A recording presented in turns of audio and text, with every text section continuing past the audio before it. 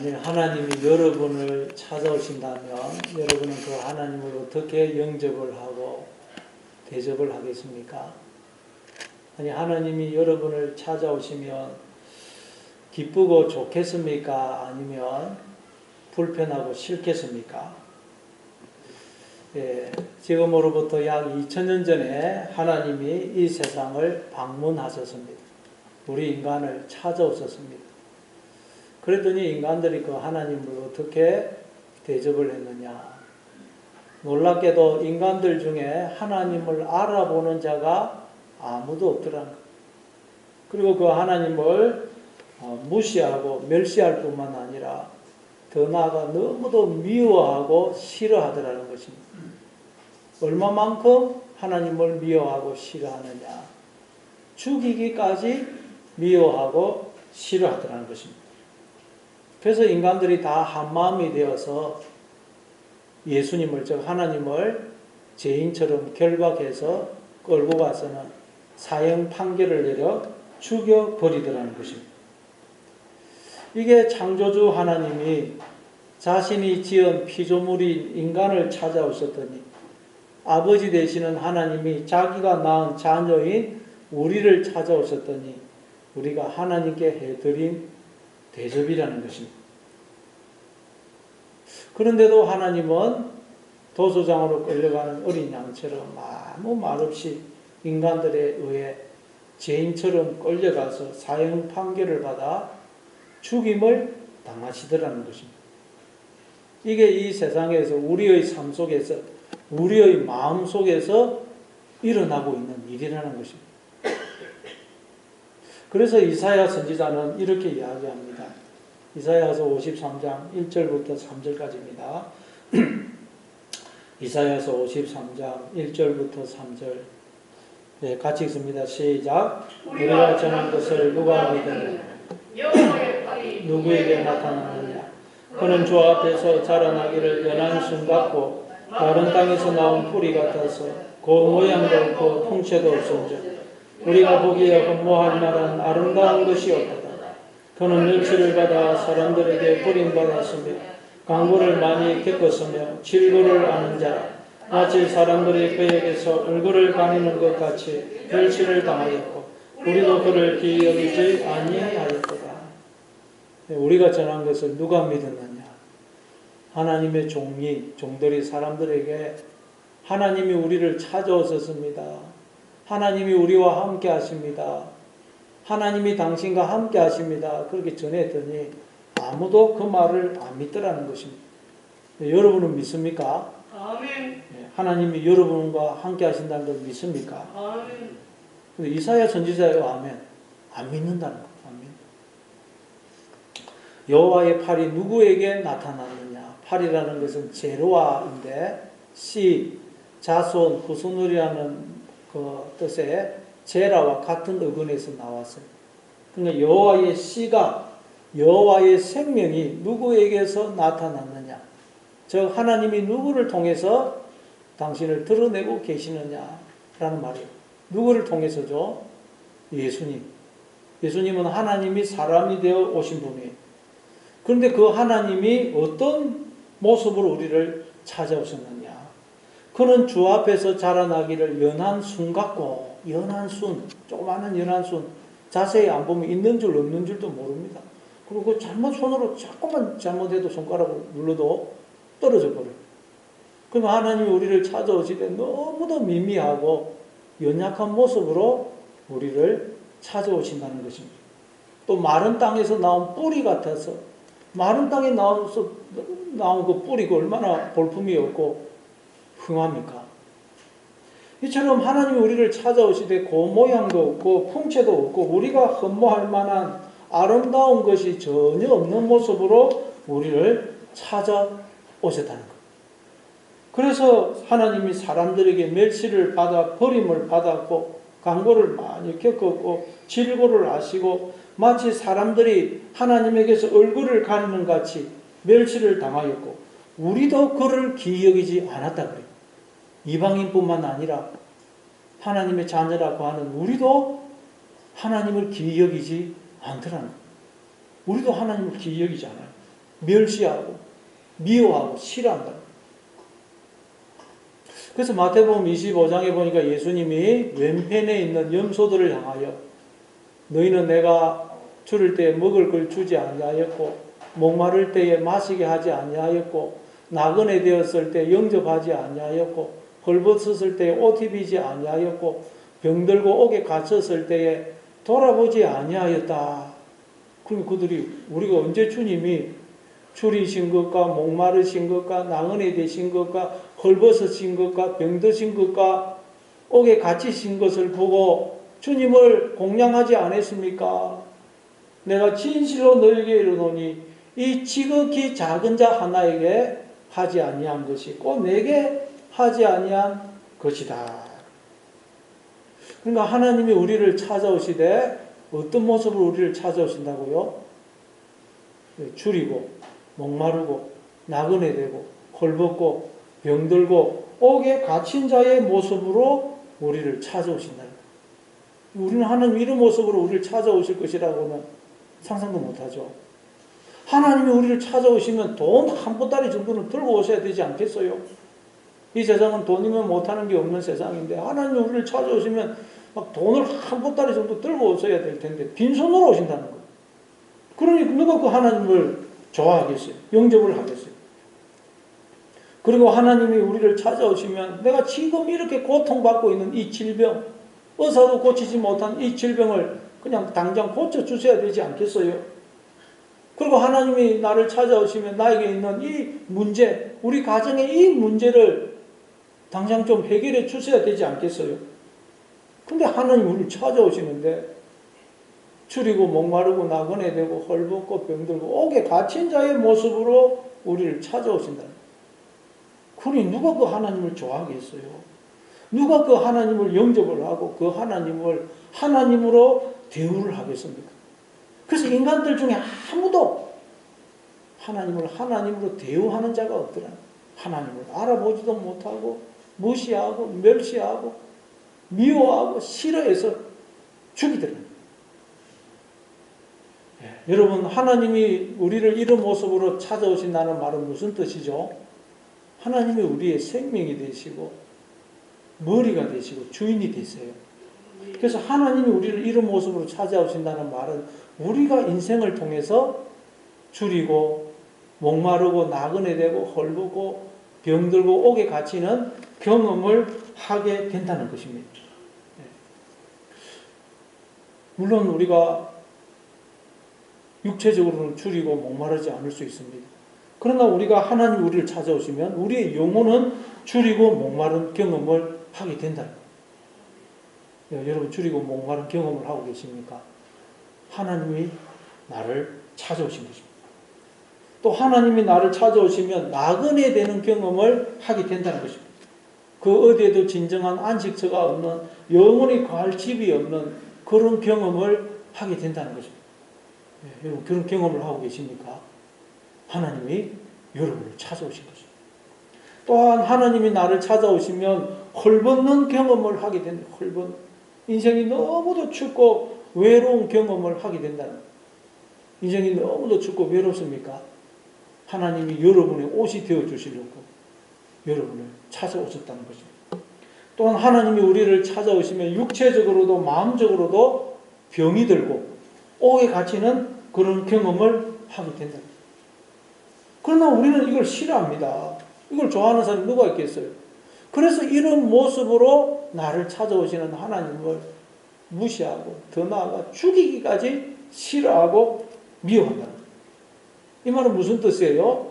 이 말은 우리가 인생을 살아가면서 줄이고 목마르고 나그네 되고 헐벗고 병들고 옥에 갇히는 경험을 할 때 우리는 결코 감사하지 않고 불안해하고 염려하고 절망하고 불평 원망한다는 것입니다. 그게 우리가 하나님을 죽이는 거예요. 그런데 하나님은 우리로 하여금 그 일을 그 과정을 겪게 하신다는 것입니다. 그래서 하나님께서 출애굽한 이스라엘 백성들을 어디로 인도하시죠? 광야로 인도하십니다. 광야는 아무것도 없는 곳으로 그 광야에서는 줄이고 목마르고 나그네 되고 헐벗고 병들고 옥에 갇히는 경험을 할 수밖에 없어요. 그러니까 하나님이 이스라엘 백성들을 찾아오셨는데 어떤 모습으로 찾아오셨느냐? 줄이고 목마르고 나그네 되고 헐벗고 병들고 옥에 갇힌 자의 모습으로 그들을 찾아오신 거죠. 그러니 그 하나님을 누가 좋아하겠어요? 그래서 이스라엘 백성들은 하나님을 계속 멸시하고 나중에 싫어하고 미워합니다. 틈만 나면 죽여요. 하나님을 죄인처럼 결박해서 끌고 와서는 사형 판결을 내도 죽이죠. 외국에서 잘 살고 있는 우리를 이곳에 끄집어내어서 이곳에 죽게 하느냐? 말하자면 왜 나한테 물어보지도 않고 이 세상에 태어나게 해서 이렇게 고달픈 인생을 살게 하십니까? 내가 그렇게 믿음을 지키려고 애를 썼는데 어떻게 나한테 이러실 수가 있습니까? 그렇게 불평 원망하는 걸 말합니다. 그게 하나님을 죽이는 것입니다. 그러면 왜 하나님이 우리를 찾아오실 때 이런 모습으로 찾아오실까요? 이건 원래 하나님의 모습이 아니잖아요. 줄이고 목마르고 나그네 되고 헐벗고 병들고 옥에 갇힌 자의 모습이 어떻게 하나님의 모습일 수가 있겠어요? 왜 하나님이 이런 모습으로 찾아오실까요? 왜 하나님이 우리로 이런 과정을 겪게 하실까요? 자, 신명기 8장 2절 3절입니다. 신명기 8장 2절 3절. 신명기 8장 2절 3절 같이 읽습니다. 시작. 내 하나님 여호와께서 이 40년 동안에 내게 광야길을 걷게 하신 것을 기억하라. 이는 너를 낮추시며 너를 시험하사 내 마음이 어떠한지 그 명령을 지키는지 지키지 않는지 알려 하십니다. 너를 낮추시며 너를 줄이게 하시며 또 너도 알지 못하며 내 조상들도 알지 못하던 만나를 내게 먹이신 것은 사람이 떡으로만 사는 것이 아니요 여호와의 입에서 나오는 모든 말씀으로 사는 줄을 내가 알게 하려 하심이니라. 네, 여호와께서 이 40년 동안 내게 광야길을 걷게 한 걸 기억하라고 그러죠. 하나님이 우리를 이 세상에 보내어서 광야길을 걷게 하신다는 것. 우리로 인생 광야를 지나게 하신다는 것입니다. 그래서 줄이고 목마르고 나그네 되고 헐벗고 병들고 옥에 갇히는 경험을 하게 하신다는 것입니다. 뿐만 아니라 만나를 또 우리에게 먹이신다. 인생 광야를 지나게 하시면서 또 만나를 주어 우리를 먹이신다 그러죠. 만나라는 것은 만후. 이것은 무엇입니까? 만후, 만은 무엇, 후는 이것. 거기에서 만자만 따가지고 만나라 부른다 그랬죠. 그래서 만나라는 것은 이것은 무엇입니까? 라고 질문할 수 있는 모든 게 만나요. 이건 뭐지? 이 일은 뭐지? 이 환경은 뭐지? 이 사람은 뭐지? 이게 다 하나님이 우리에게 주시는 만나, 우리에게 주어 먹게 하시는 양식이라는 거죠.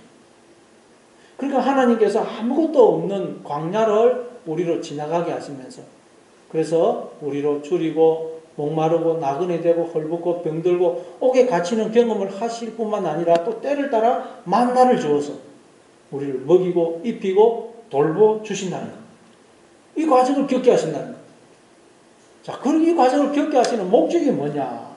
끝에 보니까 이는 사람이 떡으로만 사는 것이 아니요 여호와의 입에서 나오는 모든 말씀으로 사는 줄을 내가 알게 하려 하십니다. 떡이 만나요. 떡이 만나. 만나로 사는 게 아니고 우리는 하나님의 입에서 나오는 말씀으로 사는 줄을 우리로 알게 하기 위해서는 말씀이란 건 하나님이죠. 요한복음 1장 1절에 보니까 태초에 말씀이 계시니라. 이 말씀이 하나님과 함께 계셨으니 이 말씀은 곧 하나님이시니라. 그러니까 하나님의 말씀으로 산다는 말은 하나님으로 산다는 말이에요. 하나님이 우리를 이 세상에 보내 인생 광야를 지나게 하시면서 만나를 주어 먹이시고 입히시고 돌봐주시는 과정을 통과하게 하시는 것은 우리로 나는 오직 하나님으로 인해 사는 것이구나. 하나님으로 인해 눈에 보이는 이 세상 것들로 인해 사는 게 아니고 눈에 보이는 이 세상 것들을 그저 은혜로 우리에게 주시는 하나님, 그 하나님으로 사는 것이구나.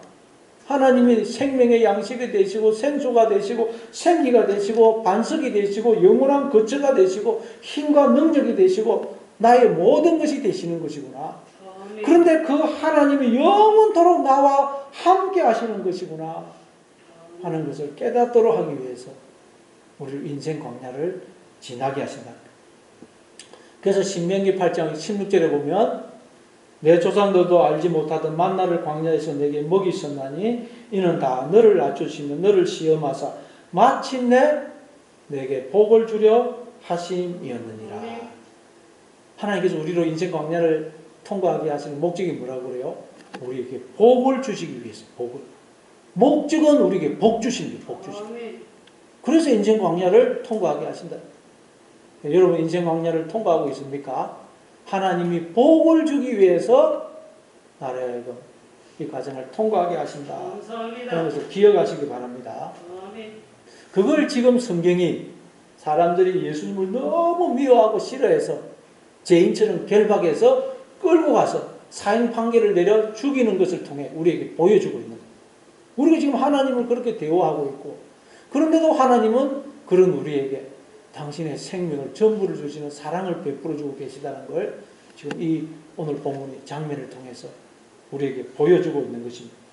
자, 그래서 사람들이 예수님을 결박해서 맨 먼저 누구에게로 끌고 가느냐? 누구에게로 끌고 갈까요? 오늘 보면 한번 13절을 보겠습니다. 13절. 오늘 보면 13절을 같이 읽습니다. 시작. 먼저 안나스에게로 끌고 가니 안나스는 그 해의 대제사장인 가야바의 자녀니라. 사람들이 예수님을, 즉 하나님을 죄인처럼 결박해서 죽이기 위해 끌고 가는데 맨 먼저 누구에게 끌고 가느냐? 안나스에게로 끌고 가요. 안나스는 원래 제사장이 될 자격이 없는 사람입니다. 근데 아마 대단히 수완이 좋았던 것 같아요. 그래서 뭐 로마에 뇌물을 바쳤는지 아니면 뭐 압을 했는지 모르지만 로마에 의해서 대제사장으로 임명을 받습니다.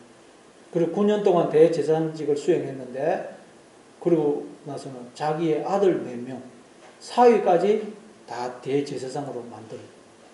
그래서 지금은 물러나고 사위인 가야바가 대제사장으로 있는데 뒤에서 실권을 행사하고 있었어요. 그래서 그 사람들이 돈을 내고 성전에서 짐승을 파는데 그 돈도 누구한테 다 돌아가느냐? 안나스가 다 돈을 챙겼어요. 안나스가 사실은 실권이었어요. 그래서 사람들이 하나님을 죽이려고 죄인처럼 결박해서 이 안나스, 최고의 실권자인 안나스에게로 데리고 가더라는 거예요. 여러분, 이건 뭘 의미합니까? 여러분, 우리가 인생을 사는 동안 주림과 목마름과 나그네 됨과 헐벗음과 병들과 옥에 갇히는 경험을 할 때 우리는 감사하면서 하나님을 찾고 기다리는 게 아니고 절망하고 불평, 원망을 한다는 거예요. 그리고 이 세상에 돈, 힘, 권력, 그리고 그런 것을 가진 사람을 찾는다는 거예요. 그게 나의 모든 목마름, 주림, 헐벗음을 해결해 줄 생각하고. 그래서 안나스에게 드려요. 안나스. 또 우리 한번 14절을 보겠어요. 14절. 오늘 보면 14절. 같이 읽습니다. 시작. 가야바는 유대인들에게 한 사람이 백성을 위하여 죽는 것이 유익하다고 권고하던 자라. 안나스의 사위인 가야바, 현 대제사장인 가야바에 대해서 성경은 소개하기를, 그는 유대인들에게 한 사람이 백성을 위하여 죽는 것이 유익하다고 권고하던 자다. 이렇게 소개해요. 요한복음 11장에 보니까 예수님이 무덤에 묻힌 지 나흘이나 되어서 냄새가 나던 나사로를 다시 살려내시죠. 그러니까 많은 유대인들이 예수님을 믿고 따르게 돼요.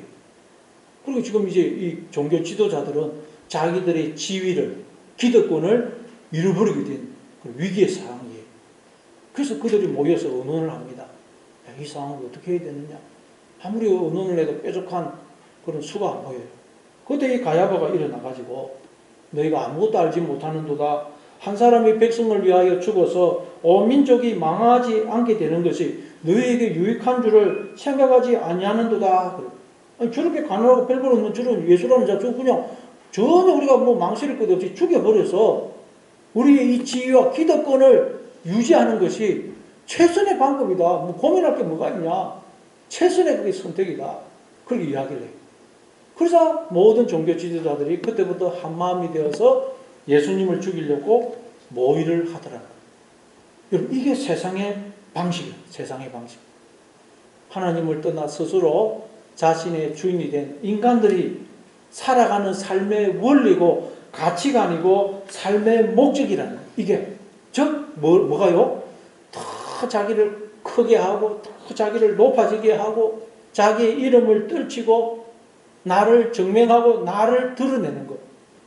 이걸 세상에서 자아실현이라고 그러죠. 이게 인간들의 삶의 가치관이고 이게 살아가는 삶의 목적이라는 거예요. 더 나를 크게 하고 높이고 나를 드러내고 증명하고 내 자아를 실현하는 것. 이게 인간들이 살아가는 삶의 목적이라는 거예요. 그렇죠? 사람들은 다 이걸 위해서 살아갑니다. 이걸 위해서 열심히 공부하고 돈을 벌고 뭐 그래요. 더 낮아지고 더 작아지고 더 나를 숨기고 더 나를 부인하고 더 나는 없어지기 위해서 인생을 사는 사람은 아무도 없어요. 그리고 또 이 세상은 다른 사람을 밟고서라도 내가 올라가고 내가 살기 위해서 다른 사람을 죽이는 곳이 이 세상이에요.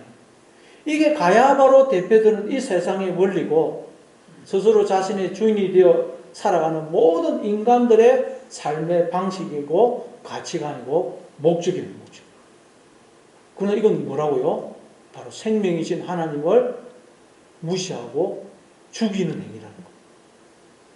그 말은 우리에게 주어진 생명을 내가 스스로 자해하고 자멸하는 행위라는 거예요. 이 가야바의 길을. 근데 모든 인간들이 이 가야바의 길을 가고 있더라는 거예요. 그러나 예수님이 보여주신 하나님의 원리, 하나님 나라의 방식은 뭐라고요? 더 나를 낮추어서 더 낮아지고 더 작아지고 더 나를 숨기고 더 나는 없어지고 더 나를 부인하고 나는 날마다 죽는 것입니다. 내가 디딤돌이 되고 반석이 되고 흙이 되고 발등상이 되어 다른 일을 세워주고 일으켜주고 내가 죽어서 다른 일을 살리는 것입니다. 그렇게 해서 그리스도께서 즉 하나님께서 내 안에 주인으로 사시게 하는 것. 이게 예수님으로 대표되는 하나님 나라의 원리고 방식이라는 거예요. 네, 여러분은 가야바를 따르고 있습니까? 예수님을 따르고 있습니까? 네, 하나님이 이 세상을 찾아오셨더니 모든 인간들이 가야바를 따르고 가야바의 길. 우리가 가야바를 따르고 있기 때문에 이 세상이 이렇게 소란과 아우성이 그치지 않고 우리의 심령과 가정에도 평화가 없는 것이고 왜 그렇다고요? 가야바의 길을 따르고 있기 때문에. 그러니 여러분 이제부터 그 가야바의 길에서 돌아서서 예수님의 길을 따르시기를 바랍니다. 아멘. 예수님이 아무든지 나를 따라오려거든 자기를 부인하고 제 십자가를 지고 나를 쫓을 것이니라 그렇게 말씀하셨죠. 예수님이 보여주신 길, 그 길은 생명의 길은 나를 부인하고 십자가를 지는 것입니다. 그러니 여러분 날마다 내가 죽어서 아내를 살리겠다. 내가 죽어서 남편을 살리겠다. 내가 죽어서 자녀를 살리겠다. 내가 죽어서 저 사람을 살리겠다. 예. 그렇게 주님의 뒤를 따라가심으로 하나님이 여러분 안에 주인으로 사시는 여러분 다 되시기를 바랍니다. 아멘. 자, 그리고 오늘 또 한번 15절, 16절을 한번 읽어보겠습니다. 15절, 16절. 오늘 보면 15절, 16절 같이 읽습니다. 시작. 시몬 베드로와 또 다른 제자 한 사람이 예수를 따르니 이 제자는 대제사장과 아는 사람이라 예수와 함께 대제사장의 집들에 들어가고 베드로는 문 밖에 서 있는지라 대제사장을 아는 그 다른 제자가 나가서 문 지키는 여자에게 말하여 베드로를 데리고 들어오니. 네, 성경에는 안 나와 있지만 안나서가 예수님을 보고는 뭐 이 예수라는 자 내가 철회해봤자 아무런 이익이 나에게 떨어지지 않겠다 하는 걸 알고는 예수님을 사위 가야바에게 내보내요. 그래서 지금 가야바 대제사장의 뜰에서 지금 일어나고 있는 일입니다. 자, 그런데 예수님이 결박이 되어 안나서에게로 또 가야바에게로 끌려갈 때에 베드로와 다른 한 제자가 멀찍이 예수님의 뒤를 따라갔던 것 같습니다. 예, 그래서 여기 보니까 시몬 베드로와 다른 한 제자가 예수를 따르더라 그러죠. 이 다른 한 제자는 누구냐? 여러 가지 견해가 있는데 다수는 이 요한복음을 기록한 사도 요한으로 보고 있습니다. 그러나 정확하게는 몰라요. 근데 어쨌든 이 다른 한 제자는 대제사장과 아는 사이라 대제사장의 뜰에 쉽게 들어갑니다. 근데 베드로는 대제사장과 아는 사이가 아니라서 대제사장의 뜰에 못 들어가요. 여기 보니까 본문에는 대제사장의 집뜰이라고 되어 있지만 원문에는 대제사장의 뜰이라고 되어 있어요. 성전을 보면 맨 바깥에 이방인의 뜰, 그리고 그 바로 안에 여인의 뜰, 그리고 그 안에 이스라엘의 뜰, 맨 안쪽에는 제사장의 뜰이 있죠. 그럼 이 제사장의 뜰은 뭘 가리키겠어요? 하나님의 세계를 상징합니다. 하나님의 세계. 우리는 다 하나님의 세계 안에 들어와 있습니다. 근데 인간들이 하나님을 몰아내고 주인이 되어버린 거예요. 그래서 하나님의 세계를 인간의 세계, 하나님의 나라를 인간의 나라, 세상 나라로 바꿔버린 것입니다. 여러분, 인간이 주인은 이 인간의 나라, 세상 나라에 들어가기 위해서는 어떻게 되겠어요? 인간이 주인이니까 하나님 주인이 아니고 그 인간한테 잘 보여야 돼요. 힘, 돈, 권력, 지위를 가진 그 인간한테 잘 보여야 됩니다. 그리고 자기도 그 힘, 돈, 권력을 가져서 주인이 되어야 됩니다. 그래서 대제사장, 실권인 대제사장과 인맥이 있던 다른 제자는 그 대제사장의 뜰에 들어가지만 대제사장과 알지 못하던 베드로는 못 들어가는 것입니다. 인간의 나라, 인간의 세계에 들어가려면 이래야 돼요. 그러나 여러분, 하나님의 세계는 어떻게 해야 들어갈 수 있을까요? 그런 곳으로는 절대 못 들어가요. 하나님의 세계 안에 들어가려면 오직 하나, 예수님을 믿어야 돼요. 예수님. 예수님처럼 나의 모든 것을 주인 대신 하나님께 돌려드리고 하나님의 그 다스림을 받아들여요. 그런데 지금 베드로가 보니까 이게 지금 하나님의 나라가 아니고 인간들이 주인이 되어 있는 인간들의 세계고 인간들의 나라예요. 하나님은 아무런 힘도 능력도 없어 보여요. 너무도 무기력하게 좀 개처럼 끌려가고 있어요. 하나님은 나의 현실에 아무런 도움이 되지 않습니다. 이 세상은 인간들이 주인인 인간의 세계고 인간의 나라고 힘있고 돈있고 권력을 가진 인간들에 의해서 모든 것이 좌우되는 것처럼 보입니다. 그래서 대제사장과 인맥이 있던 그 다른 한 제자가 나와가지고 문 지키는 여종에게 이야기해가지고 바깥에 있던 베드로를 안으로 데리고 들어옵니다. 이게 세상이라는 세상. 인간이 주인인 세상, 인간의 나라, 인간의 세계. 여기는 조금이라도 돈, 힘, 권력을 가진 사람과 인맥이 조금이라도 있으면, 돈과 권력이 있으면, 사회적인 지위가 있으면 이 세상에서는 주인으로 살 수 있을 것 같처럼 보여요. 못할 것이 없을 것처럼 보입니다. 그래서 사람들은 그런 것들이 나에게 참된 생명과 행복을 가져다 준다고 생각합니다. 지금 다른 제자의 인맥으로 이 대제사장의 뜰 안으로 들어온 베드로도 그런 생각을 하고 있을 것입니다. 야, 저 예수님은 아무런 도움이 안 되구나. 야, 인맥이 있어야 되고 뭔가 이 세상에 살아가려면 돈, 힘, 권력이 있어야 되구나. 그렇게 생각하지 않았겠어요. 자, 오늘 또 보면 17절을 보죠. 17절. 오늘 보면 17절. 네, 보면 17절 같이 있습니다. 시작. 문 지키는 여종이 베드로에게 말하되 너도 이 사람의 제자 중 하나가 아니냐 하니 그가 말하되 나는 아니라. 베드로가 대제사장의 뜰 안으로 들어가려고 하니까 문을 지키는 여종, 본문에는 작은 여자아이라고 되어 있습니다. 파이디스케, 작은 여종이 문을 지키고 있는 여자아이가 베드로에게 당신도 저 예수라는 자의 제자가 아니요 물으더니 베드로가 당장 나는 저 예수라는 자의 제자가 아니다. 여러분, 제자란 스승을 그대로 닮기 위해서, 스승처럼 되기 위해서 따른 나선 자를 말해요. 예수님의 제자는 예수님을 그대로 본받기 위해서, 예수님처럼 되기 위해서 따라 나선 자가 예수님의 제자입니다. 그럼 예수님은 어떻게 하셨죠? 우리가 예수님의 다 제자가 되기 위해서 나선 자들이에요. 예수님처럼 되기 위해서. 예수님은 어떻게 하셨죠? 나는 하나님의 자녀고 하나님은 내 아버지시고 내 아버지가 언제나 나와 함께 하신다. 나는 아버지 안에 있고 아버지는 내 안에 계시고 나와 아버지는 하나다 그랬었죠. 그래서 예수님은 어떤 상황, 어떤 행편에서도 평안을 잃지 않으셨어요. 불과 몇 시간 뒤에 십자가의 죽음을 앞두고 있으면서도 제자들에게 뭐라 그랬죠? 평안을 너희에게 끼치노니 곧 나의 평안을 너희에게 주노라. 내가 주는 것은 세상이 주는 것과 같지 아니하니 너희는 마음에 근심하지도 말고 염려하지도 말아라. 내가 이것을 너희에게 이르면 내 기쁨이 너희 안에 있어 너희 기쁨을 충만하게 하려 함이라. 이게 예수님의 모습이었어요. 그런데 베드로가 나는 예수님의 제자가 아니다라고 하는 것은 나는 예수님처럼 되지 않을 거야 이 말이에요. 나는 예수님이 전해주신 그 말씀을 믿지 않는다는 거예요. 다시 말해 나는 하나님을 믿지 않는다는 거예요. 하나님. 여러분, 베드로가 예수님이 너희가 다 나를 버릴 것이라 그럴 때 베드로가 어떻게 했죠? 주님을 버릴지라도 저는 끝까지 주님을 따르겠습니다. 목숨을 버릴지라도 주님을 따르겠습니다. 큰 소리 쳤어요. 근데 지금 군인도 아니고 뭐 남자 하인도 아니고 작은 소녀가 당신도 저 예수라는 자의 제자가 아니요. 그랬더니 당장 나는 예수의 제자가 아니다. 그래. 야, 어떻게 이럴 수가 있을까? 이걸 통해서 우리가 깨닫게 되는 것이 무엇입니까? 하나님을 믿는 우리에게 가장 어렵고 힘든 것이 뭐냐? 바로 하나님을 믿는 것이구나. 하나님을 믿는 것. 여러분은 하나님을 믿습니까?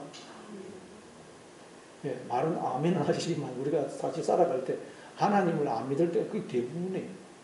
하나님을 안 믿어요, 우리가. 베드로를 보면서 우리의 모습을 보는 것입니다. 이 여종이 베드로에게 당신도 저 예수의 제자가 아니냐 하고 물었듯이 이 세상에 여러 가지 시험, 환난, 유혹, 풍파가 우리에게 너도 하나님의 자녀가 아니냐 물어요. 그러면 우리는 그저없이 나는 아니다 그럽니다. 물론 직접적으로 말로는 그런 말을 안 하죠. 그런데 우리가 생각으로 말로 우리의 삶을 통해서 나는 하나님의 자녀가 아니다 그러고 있는 거예요.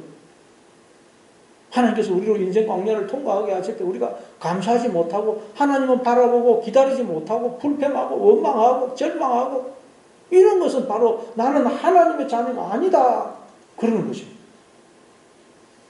또 오늘 보면 우리 한번 18절을 보겠습니다. 18절. 네, 오늘 보면 18절 같이 있습니다. 오늘 보면 같이 시작. 그때가 추운 거로 종과 아래 사람들이 불을 피우고 서서 째니 베드로가 함께 서서 재더라. 그때가 추운 거라고 그러죠. 이때는 6월절입니다. 요즘 태양력으로 하면 3월달. 그러니까 아직 추위가 완전히 가시지 않았죠. 그리고 중동 지역은 또 밤이 되면 온도가 급격히 내려갑니다.